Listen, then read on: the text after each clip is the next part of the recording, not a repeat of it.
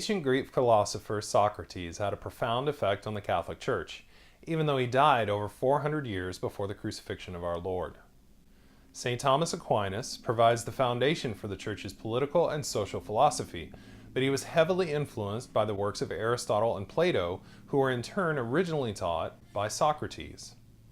This begs the question, who was Socrates? Socrates was born and raised in Athens in the 400s BC. Even though his influence is found everywhere in Western society, he is an enigma, leaving no known writings. All we know of him is through the writings of his students Aristophanes, Xenophon, and Plato. Socrates was revolutionary for his age. Instead of being worried about how the world worked, he dedicated his life to how people should behave, giving birth to the study of ethics. His ethical foundations required that he espouse truth and virtue above all else, even if it meant being unpopular and displeasing the public that surrounded him. This led to the most infamous event in his life, his trial and execution. During and shortly after Athens' defeat by Sparta in the Peloponnesian War, Socrates derided Athens' values and motivations for going to war in the first place. This embarrassed many within the ruling class and put a target on Socrates. To make matters worse, Socrates also praised Sparta's planning and convictions in the way they carried themselves throughout the war. This, as they say, was a bridge too far.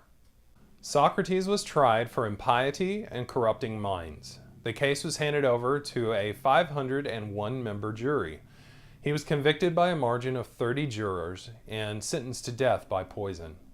Instead of escaping, Socrates felt it was his duty to society to carry out his sentence. In the year 399, Socrates died at the age of 70 after drinking a mixture of hemlock. In the end, Socrates' greatest contribution to the West was his dialectic or Socratic method. At its essence, the Socratic method allows you to find the answer to large, complicated problems. Here's how it works. Person 1 asks a question. Person 2 answers the question.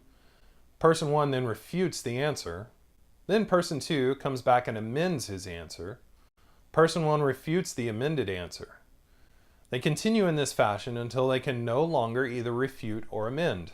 The result is an answer as close to the truth as possible at that time. How does this relate to Catholic political teaching? As we said before, St. Thomas Aquinas is the cornerstone for Catholic political philosophy. The crown jewel of his writings is the Summa Theologica, which was written as an instructional guide for theology students. In it, you'll find an exposition on every major theological topic. Where you see Socrates' influence is in its structure. Aquinas' Summa first states the question, then its common objections, followed by common contradictions to the objections. Finally, Aquinas answers the question and then replies to the objections. Sound familiar? It's the Socratic Method applied to theology. I'm Caleb Foshee with the Dust Bowl Catholic. If you like this video, click here to subscribe, and be sure to follow us on social media using these. We'll see you next week, and until that time, be not afraid.